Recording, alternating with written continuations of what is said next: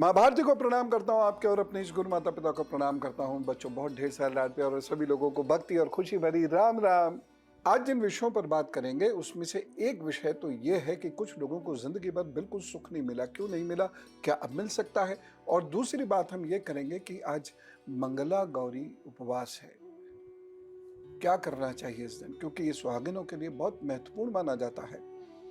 और कच्ची हल्दी का क्या कमाल होता है ये आज हम जानने की कोशिश करेंगे। तो चलिए बातचीत का सिलसिला शुरू करते हैं, लेकिन सबसे पहले पंचांग जानते हैं।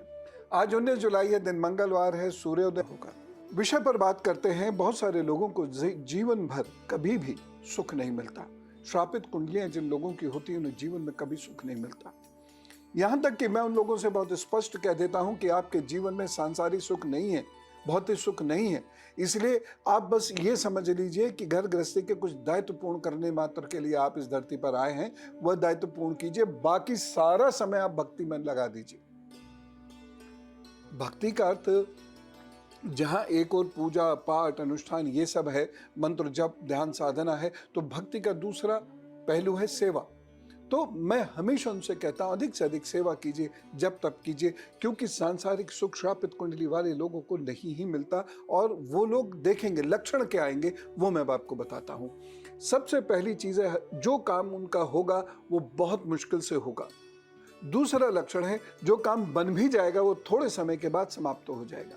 तीसरा लक्षण है, घर गृहस्थी आसानी से बसेगी नहीं, बस भी जाएगी तो वहां बनेगी नहीं, लोग सब अलग हो जाएंगे उनसे, उनको किसी का संरक्षण नहीं मिलेगा और उनको अपने आप चलना पड़ेगा। और पांचवा, वो स्वस्थ नहीं रहेंगे आसानी से।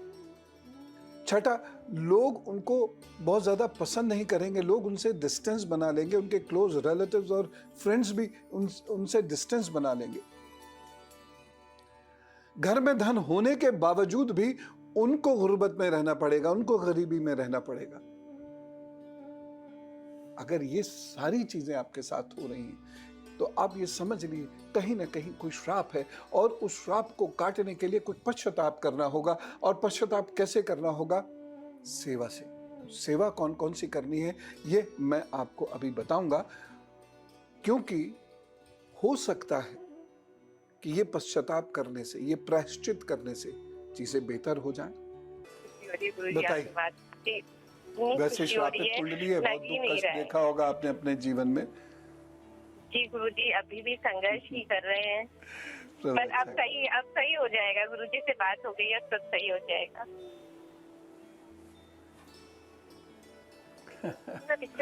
मैया आपका विश्वास बनाए रखें। जी बिल्कुल, भरपूर विश्वास है गुरुजी आप पर।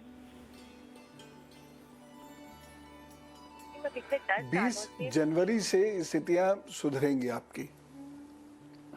हाँ, 20 जनवरी से स्थितियां सुधरेंगी। आप जो मैं उपाय बता रहा हूं वो करिए। हर शुक्रवार के दिन रात्रि सूक्त का पाठ जरूर किया कीजिएगा। दूसरा उपाय जो आपको करना है वो ये है, तांबे और चांदी, 50% तांबा 50% चांदी मिलाकर अपनी फर्स्ट फिंगर में ये अंगूठी पहन लीजिएगा बृहस्पतिवार के दिन। तीसरा उपाय जो आपने करना है वो जो 5 पेड़ हैं वो लगाइए, आम के होने चाहिए।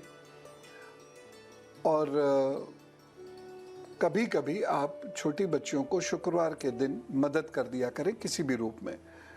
बस ये उपाय करते रहिए, आगे बढ़ते रहेंगे। अगला वर्ष आपके लिए बेहतर होगा, कुछ नई चीज़ें होंगी, कुछ नया अच्छा कार्य आपका बनता हुआ मुझे नज़र आ रहा है। मंगल कार्य आपके घर में होगा, निश्चित रहे। हम बात कर रहे हैं जिंदगी में कभी सुख नहीं मिला उसकी। देखिए, वाणी दोष भी एक श्राप है। कुछ लोगों को इतना जबरदस्त वाणी दोष होता है कि वह अच्छे खासे संबंध खत्म कर देते हैं। कुछ लोगों को वाणी दोष इतना ज्यादा होता है कि उनका अच्छा माल भी बिक नहीं पाता। और कुछ लोग जिनकी वाणी बहुत अच्छी होती है अपना बेकार माल भी बेच के निकल जाते हैं। वाणी बहुत महत्वपूर्ण है, और वाणी का मल दूर करने के लिए ऋषि पातंजलि ने योग का एक खंड इसको ही डिवोट किया था। तो फिर आप समझ सकते हैं कि वाणी दोष को लेकर भारतीय संस्कृति कितनी सचेत और चिंतित भी रही है। वाणी दोष यदि आपके अंदर है तो आपका धन, आपके रिश्ते नाते वो नहीं रुकेंगे और ये एक श्राप के रूप में परिणत हो जाएगा। अब उपाय लिखना शुरू कीजिए। गौ माता की सेवा से श्राप कटते हैं। वर्ष में, एक साल में यानी 12 महीनों में 5 आम के पेड़ लगाने से, 5 पेड़ आम के लगाने से, आम कोई भी हो सकता है, लगाने से श्राप मुक्ति होती है। कुछ रोगियों की या दिव्यांग जनों की, निशक्त जनों की सहायता करने से श्राप मुक्ति होती है। वह लोग जो समाज में धन के कारण या रोग के कारण लिख पढ़ नहीं पाते हैं या उनकी चिकित्सा नहीं हो पाती है, उन लोगों की मदद करने से श्राप मुक्ति होती है। एक उपाय मैं आपको और बहुत महत्वपूर्ण बताने वाला हूं, वो भी जरूर करना है आपको यदि जीवन में आपको कभी सुख नहीं मिला तो। और जैसा कि मैंने अभी आपको बताया, सुख की परिभाषा क्या है उसको और डिटेल से मैं बताऊंगा, लेकिन हम पहले तुला। मेरा अध्यात्म मुझसे ये कहता है कि दोष अपने अंदर ढूंढो, दुनिया में नहीं। कहीं ना कहीं दोष अपने अंदर मिलते हैं। और जहां तक भाग्य की बात है, भाग्य तो मैं मेरा ही लिखा के लाया हूं। किसी और का भाग्य ना मैं लिख सकता हूं, ना मैं किसी और के भाग्य को प्रभावित कर सकता हूं। तो जब भाग्य मेरा, प्रारब्ध मेरे, संचित मेरे, तो उपाय भी मुझे ही करने होंगे। और उपायों से ही मैं परेशानियों से मुक्ति पा सकता हूं। क्या उपाय है? सेवा। सेवा से क्यों क्या होगा? सेवा से पश्चाताप होगा। कुछ और खास तरीके की सेवाएं मैं आपको बता रहा हूं, बहुत ध्यान से सुनिए और इसे करने की आवश्यकता है। सूर्योदय के समय आप अपने इष्ट का ध्यान जरूर करिए। ध्यान की मैं बात कर रहा हूं, इधर भागे उधर घूमे, ये चढ़ाया वो करा, वो सब करिए मुश्किल से 1 मिनट के अंदर। और बाकी उनका ध्यान कीजिए, उनके नाम का स्मरण कीजिए, उनका जप कीजिए और उन्हें सुबह सुबह सर्वस्व अर्पित कीजिए। मांगिए कुछ मत। दूसरी बात, जब दोनों समय मिलते हैं यानी शाम के समय, उस वक्त पुनः 2 मिनट के लिए सही, आप ऑफिस में हैं, आप व्यापार कर रहे हैं, कहीं भी हैं, 2 मिनट तो निकाले ही जा सकते हैं। उन 2 मिनट के लिए फिर आप अपने इष्ट का नाम का स्मरण कीजिए 10, 11 बार, 21 बार, जितना आपको समय मिलता है। कुछ मत मांगिए और फिर कहिए सर्वस्व अर्पित करता हूं। हमेशा ईश्वर से ये कहिए कि वो आपको इस लायक बनाए कि आप उनकी सृष्टि के लिए कुछ कर सकें। हर वक्त हाथ फैलाए रहना ठीक बात नहीं है। और जिनको जीवन में कुछ नहीं मिला वो बार बार हाथ फैलाएं, उससे कुछ होना भी नहीं है, कुछ हुआ भी नहीं होगा। जो लक्षण मैंने बताए हैं, यदि आप इस अनुसार अपने जीवन का विश्लेषण करेंगे तो आपको ये पता चलेगा अब तक कुछ हुआ भी नहीं होगा। अब ऐसे करने की कोशिश कीजिए। तो जो सेवा मैंने बताई है वो, और प्लस ये कार्य करिए। तीसरी चीज, जब आप सोएंगे तो अपने इष्ट का ध्यान करके अथवा जप कर कर सोएंगे। एकदम से ध्यान किसी का भी नहीं लगता, पहले दिन किसी का भी ध्यान नहीं लगता। तो पहले तो बहुत लंबे समय तक आपको यही समझने में, यही स्वीकार करने में वक्त लगेगा कि श्राप दोष से पीड़ित हैं हम और आपको पश्चाताप करना है। फिर जब आप स्वीकार कर लेंगे तो उसके बाद फिर आप जप करना शुरू करेंगे, अपने ईश्वर का स्मरण करना शुरू करेंगे और ईश्वर से हमेशा कहिए मेरे प्रभु क्षमा मदई, मेरे प्रभु क्षमा मदई, क्षमा मांगते रहिए। और फिर आपका मन और उनके प्रेम में लगने लगेगा। उसके बाद आपका ध्यान लगेगा। ये कर लीजिए, फिर देखिए जीवन सुगम हो जाएगा। सेवा में रत हो जाइए, दूसरों को अपना जीवन समर्पित कर दीजिए। एक बहुत अच्छा गीत मन्ना डे साहब ने गाया है, तुम बेसहारा हो तो किसी का सहारा बनो। ये जो एक लाइन है, ये इतनी जबरदस्त लाइन लगती है मुझे। मानिए कि पूरा अध्यात्म, पूरा श्राप दोष का निदान इसमें उड़ेल दिया गया हो। तो आप ऐसा करने की कोशिश कीजिए और देखिएगा, फिर आपका जीवन सुगम होगा और बहुत सारे दुख कष्ट से आप मुक्ति जरूर पाएंगे। सबसे पा पाएंगे ये मैं नहीं कहता, मुझे हाइपरबोलिक सेंटेंसेस इस्तेमाल करने की आदत नहीं है, मैं अतिवाद में विश्वास नहीं रखता। सब ठीक हो जाएगा, सब सुधर जाएगा, सब बेहतर हो जाएगा, ये आप जाने, आपके ईश्वर जाने, वो ऐसा कर सकते हैं। मैं सिर्फ इतना जानता हूँ कि आप ये उपाय करेंगे तो लाभ अवश्य अवश्य अवश्य होगा। कितना होगा ये आपके प्रभु जाने, और आपकी मेहनत क्या कहती है जाने, लेकिन श्राप मुक्ति जरूर कर लीजिए, नहीं तो जीवन में कभी भी आपको सुख नहीं मिलेगा। और अब धर्मशास्त्र से मंगला गौरी व्रत पूजन के बारे में मैं आपको बताना चाहता हूं। ये बहुत महत्वपूर्ण है।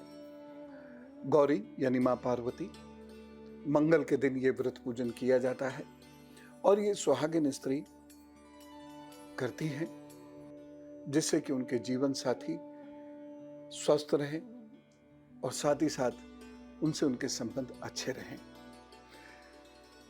19 जुलाई मुहूर्त नोट कीजिए, 12:12 तक यह मुहूर्त चल रहा है। इस समय में आप व्रत पूजन कीजिए। पूजन में क्या करना है, नमः शिवाय का जप कीजिए और साथ ही साथ बेलपत्र, धतूरा, फल यह बाबा को अर्पित कीजिए। फिर एक आटे का दीपक बनाइए, उसमें 4, 8 या 16 बत्तियां प्रज्वलित कीजिए। घी का प्रयोग कर सकते हैं, सरसों के तेल का प्रयोग कर सकते हैं। 16 बत्ती अर्पित कीजिए। कोई जीवन में बड़ा संकट हो तो, अन्यथा 4 तो अवश्य होनी चाहिए। और शिवलिंग के सामने या बाबा की प्रतिमा के सामने रखिए और वहीं बैठ के नमः शिवाय का जप कीजिए।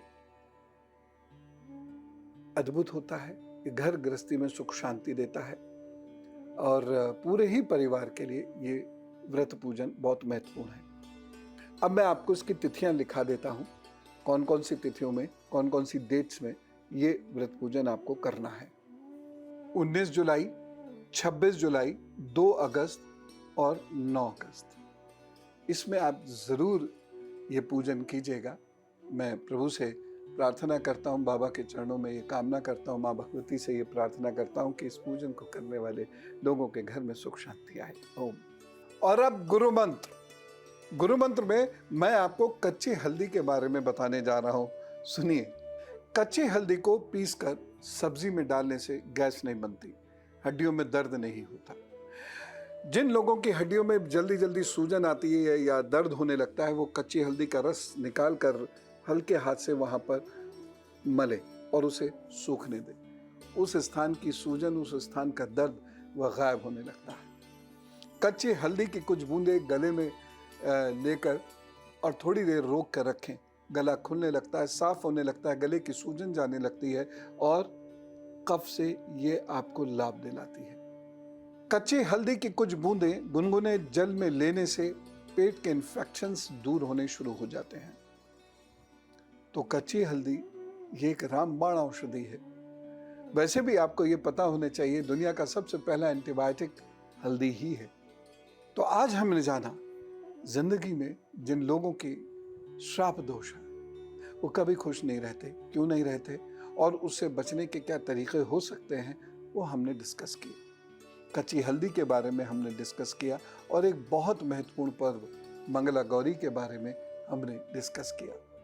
पूरी उम्मीद है, आशा करता हूं कि आप इन उपायों को अपने जीवन में उतारेंगे और ये आज के जो विषय हैं ये आपके काम आएंगे।